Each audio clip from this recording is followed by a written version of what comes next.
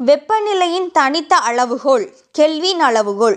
இப்போ என்ன பார்க்க போகிறோன்னா, இந்த கெல்வின் அளவுகோல் அப்படின்றது என்ன, அது எப்படி இருக்குன்னு சொல்லிட்டு பார்க்கலாம். கெல்வின் அளவுகோலில் உள்ள தனிச்சுழி வெப்பநிலையை பொறுத்து அளவிடப்படும் வெப்பநிலையை தனித்த அளவுகோல் என அழைக்கிறோம். அதாவது ஒரு அளவுகோல் இருக்குது, இந்த டெம்பரேச்சரை மெஷர் பண்ணுற அந்த அளவுகோல் இருக்குது இல்லையா, கெல்வின் அளவுகோல், தெர்மோமீட்டர். அதில் தனிச்சுழி வெப்பநிலையை பொறுத்து அளவிடப்படும் வெப்பநிலையை தனித்த அளவுகோல் என அழைக்கிறோம். அதாவது கீழே 0லேருந்து ஸ்டார்ட் ஆகணும். அந்த வெப்பநிலையை நாம் மெஷர் பண்ணுறதுக்கு அந்த தெர்மோமீட்டரில் 0ல் இருந்து ஸ்டார்ட் ஆகி இருக்கிறத தான் தனித்த அளவுகோல் அப்படின்னு சொல்கிறோம். வெப்பநிலையின் தனித்த அளவுகோல் என்பது பண்டைய எந்திரவியல் கருத்துப்படி வெப்ப இயக்கவியலின் இயக்கங்கள் முடிவுக்கு வருகின்ற வெப்பநிலையான சுழி வெப்பநிலையை கொண்ட ஒரு முழுமையான வெப்பநிலை அளவுகோல் ஆகும். இங்கே தனித்த அளவுகோல் அப்படின்றத என்னன்னு சொல்கிறாங்கன்னா, பண்டைய எந்திரவியல் கருத்துப்படி, அதாவது அப்போ இருந்த எந்திரவியல் கருத்துப்படி தான் அதை நம்ம மெயின்டைன் பண்ணுறோம். எப்படி இருக்கணும்னா, அந்த தெர்மோமீட்டர் சுழிநிலை அளவுலேருந்து ஸ்டார்ட் ஆகணும். 0லேருந்து மெஷர் பண்ணுறதுக்கு ஸ்டார்ட் ஆகணும். 0லேருந்து ஸ்டார்ட் ஆகிறத தான் நாம் என்னென்னு சொல்லுவோம்னா, ஒரு முழுமையாக இருக்கிற ஒரு வெப்பநிலை அளவுகோலாக நாம் சொல்லுவோம். இது வெப்ப இயக்கவியலின் வெப்பநிலை என்றும் அழைக்கப்படுகிறது.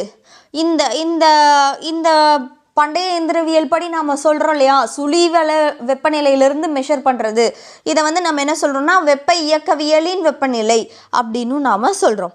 வெப்ப இயக்கவியலின் வெப்பநிலையின் ஓரலகு என்பது இப்போ ஓரலகு, வெப்ப இயக்கவியலின் ஓரலகு என்றால் என்ன அப்படின்னா, இதுதான் டெஃபினிஷன்.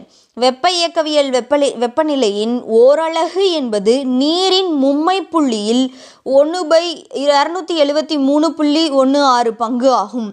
அதாவது வெப்பநிலையோட ஓரலகு அப்படின்னா என்னன்னு சொல்லணும்னா, நீரின் மும்மை புள்ளி. ஃபஸ்ட்டு நீரின் மும்மை புள்ளினா என்னன்னு தெரிஞ்சுக்கணும். தண்ணியோட ஆக்சுவலாக இருக்கிற எல்லா ஆப்ஜெக்ட்ஸ்லையுமே தண்ணியை மட்டும் நம்ம 3 ஸ்டேட்லையுமே பார்க்க முடியும். அதாவது சாலிடாக, ஐஸ் கட்டியாக இருக்கும்போது சாலிடாக இருக்கும், திடநிலையில் இருக்கும். வாட்டராக இருக்கும்போது திரவ நிலையில் இருக்கும். அதே வாட்டரை 100 டிகிரி செல்சியஸ்க்கு மேலே பாயில் பண்ணும்போது ஆவியாகி வாயு நிலைக்கு போகும். ஸோ இந்த 3 நிலையிலையும் தண்ணீரால் இருக்க முடியும். இப்போது நீரின் மும்மை புள்ளி அப்படின்றது என்னென்னா, அந்த தண்ணி ஒரு பாயிண்டில் இந்த 3 நிலைமையிலையும் சேர்ந்த மாதிரி இருக்கும். அதுக்கு பேர் தான் நீரின் மும்மை புள்ளி. திட திரவ வாயு 3 நிலையிலையும் சேர்ந்த மாதிரி இருக்கும். அது எப்போ அப்படி இருக்குன்னா, 0.01 டிகிரி செல்சியஸ் வெப்பநிலையிலையும் 6.1173 மில்லிபார் அழுத்தத்திலையும், அதாவது 6.1173 மில்லிபார் அழுத்தத்திலையும் 0.001 டிகிரி செல்சியஸ்லையும் இருக்கும்போது இந்த தண்ணி திட திரவ வாயும் இந்த 3 நிலையும் சேர்ந்த மாதிரி இருக்கும். அந்த பாயிண்ட்டை தான் நீரின் மும்மை புள்ளின்னு சொல்வோம். இப்போது இந்த வெப்பநிலையோட ஓரலகு அப்படின்னா என்னென்னா, நீரின் மும்மை புள்ளியில் 1/273.16 பங்கு, அதுதான் ஓரலகு அப்படின்னு சொல்கிறோம்.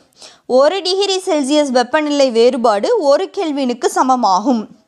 இப்போது என்ன சொல்கிறாங்கன்னா, 1 டிகிரி செல்சியஸ் வெப்பநிலை வேறுபாடு, ஒரு வெப்பம் இருக்குது, ஒரு பொருளில் இருக்கிற ஒரு வெப்பம் 1 டிகிரி செல்சியஸ் வேறுபாடு ஆகுது அப்படின்றது 1 கெல்வினுக்கு சமம் அப்படின்னு சொல்கிறாங்க. நெக்ஸ்ட்டு, வேறுபட்ட வெப்பநிலை அளவுகோல்களுக்கு இடையேயான தொடர்பு. இப்போது நம்ம சொன்னோம், இந்த வெப்பநிலையை மெஷர் பண்ணுறதுக்கு வேறு அளவுகோல்கள் இருக்குது. ஃபஸ்ட்டே பார்த்தோம், கெல்வின்ன்றது எஸ்ஐ யூனிட்டாக இருந்தாலும் நம்ம டிகிரி செல்சியஸ்லேயும் மெஷர் பண்ணலாம், ஃபாரன்ஹீட்லேயும் மெஷர் பண்ணலாம்னு சொன்னோம். ஸோ இப்போ இந்த டிகிரி செல்சியஸ்லேயும் ஃபாரன்ஹீட்லேயும் மெஷர் பண்ணுறத நாம் எப்படி கெல்வினுக்கு மாற்ற முடியும், அதுக்கான ஃபார்முலா என்ன, அதை இப்போ பார்க்கலாம். செல்சியஸ்லேருந்து கெல்வினுக்கு, ஃபஸ்ட்டு டிகிரி செல்சியஸ்லேருந்து கெல்வினுக்கு மாற்றணும் அப்படின்னா, K = C + 273.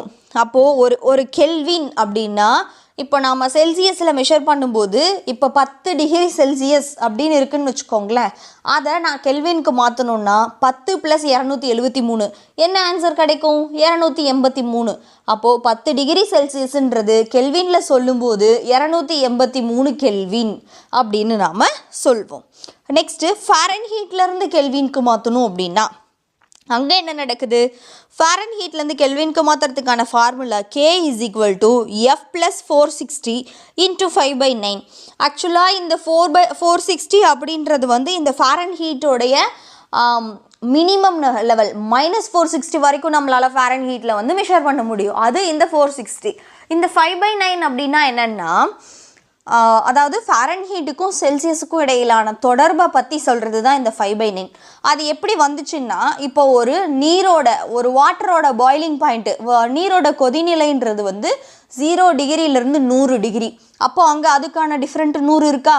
அதே டிகிரியை ஃபாரன்ஹீட்டில் சொன்னால் 32 டிகிரி ஃபாரன்ஹீட்லேருந்து 212 டிகிரி ஃபாரன்ஹீட். அப்போ 32க்கும் 212க்கும் இடையில் இருக்கிற டிஃப்ரெண்ட் வந்து 180. அப்போது 100/180 அப்படின்னு போட்டோம்னா நம்ம அதை டெரைவ் பண்ண, அதை வந்து சால்வ் பண்ண என்ன கிடைக்கும்? 5/9. அப்போது டிகிரி செல்சியஸ்க்கும் ஃபாரன்ஹீட்டுக்கும் இடையில் இருக்கிற தொடர்பு தான் இந்த 5/9 அப்படின்றது. இப்போது நம்ம ஃபாரன்ஹீட்டில் மெஷர் பண்ணி கெல்வினுக்கு கன்வெர்ட் பண்ணணும்னா K = F + 460 × 5/9 அப்படின்னு ஃபைண்ட் அவுட் பண்ணலாம். இப்போது 0 கெல்வின் அடுத்தது ஒன்று கொடுத்துருக்காங்க பாருங்கள், 0 K = -273 டிகிரி செல்சியஸ். இப்போது ஒரு பொருள் இருக்குது, ஒரு தண்ணி இருக்குது, அதை நான் வந்து ஃப்ரீசரில் வச்சு கோல்டு பண்ணியிருக்கேன்.